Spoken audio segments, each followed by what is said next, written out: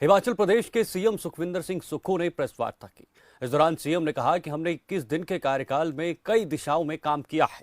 इसके साथ ही सीएम ने कहा कि प्रदेश के सभी बच्चे सरकार के बच्चे हैं और योजनाओं के माध्यम से सभी बच्चों की पढ़ाई के लिए व्यवस्था की जाएगी। मंत्री की शपथ लेने के बाद मैं सबसे पहले सचिवालय ने गया और मैं उस बालिका आश्रम में गया।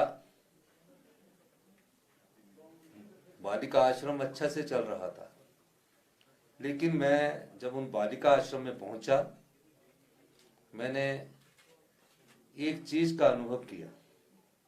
उन बच्चों से मैंने सीखा, क्योंकि बच्चे भी आपको सिखाते हैं। और वो बच्चे जिनका इस समाज में कोई नहीं है, वो बेटियां जो हमारे समाज में अपने माता पिता को छोड़ चुकी है, किस प्रकार से जीवन जी रही है, मुझे उनसे सीखने का मौका मिला।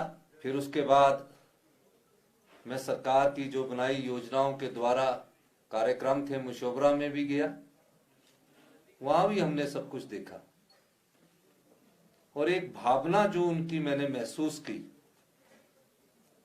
उस भावना को मैंने पाया कि इन बच्चों की जो भावना है, उस भावना को सम्मान कैसे दिया जाए। महिलाओं से भी मिला, बुजुर्ग जो थे उनसे भी मिला, और जो बच्चे डम एंड डफ की कैटेगरी में आते हैं उनसे मिल तो नहीं सका, लेकिन उनकी वस्तु स्थिति को मैंने जाना। और 21 दिन के बाद हमारी सरकार ने फैसला किया कि इनकी माता भी सरकार है, इनकी पिता भी सरकार है। जिस प्रकार हम अपने परिवार में ऐसे बच्चों का ख्याल रखते हैं कि अब हमारा अपना बेटा है, हमारी अपनी बेटी है, उसी प्रकार इन बच्चों के लिए सरकार का ये अपना बेटा है और सरकार की अपनी बेटी है। इस दृष्टिकोण से मैंने विभाग के अधिकारियों से चर्चा की। चर्चा करने के बाद पहली बैठक में हमारा ये फैसला हुआ कि इन बच्चों के जिनके कोई भी सहारा नहीं है, सरकार माता है, सरकार पिता है, इसके लिए एक योजना एंड टू एंड लाई जाए। काम हुआ और मैं धन्यवाद देना चाहूंगा सामाजिक कल्याण विभाग को कि 20 दिन के अंदर एक ऐसी योजना आपके सामने लेकर आए हैं जहां आप भी गौरव महसूस करेंगे।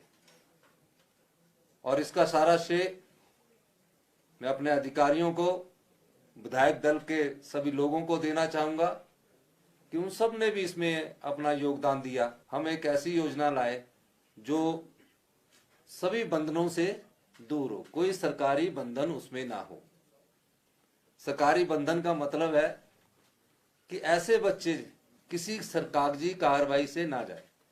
इस दृष्टिकोण एक फैसला किया गया कि हमारी सरकार हिमाचल प्रदेश में जो अनाथ आश्रम में पढ़ने वाले बेसहारा बच्चे तो है ही, हिमाचल प्रदेश में जो भी बच्चे हैं या जो भी यौवन पीढ़ी में युवा जीवन में आ चुके हैं, उनके लिए एक योजना लेकर आई है। कुछ तो आश्रमों में पलते हैं, कुछ को परिवार गोद ले लेते हैं, कुछ अपने रिश्तेदारों के पास रह जाते हैं। पूरे हिमाचल प्रदेश में एक अंदाजा लगाया जा सकता है 6000 के करीब बच्चे होंगे। अब 6000 के बच्चे कई पढ़ने लिखने में अच्छे होते हैं, 12वीं तक तो हम उनका खर्चा देते थे।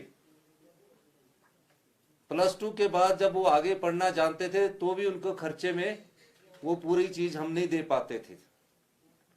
हमने फैसला किया पूरे हिमाचल के जो भी 6000 बच्चे हैं, किसी के रिश्तेदार के घर में रह रहे हैं या किसी ने गोद लेकर उनको पालने की कोशिश की है, या कोई बच्चे बड़े हो गए हैं लेकिन अपना घर का संचालन खुद ही कर रहे हैं पर है अनाथ।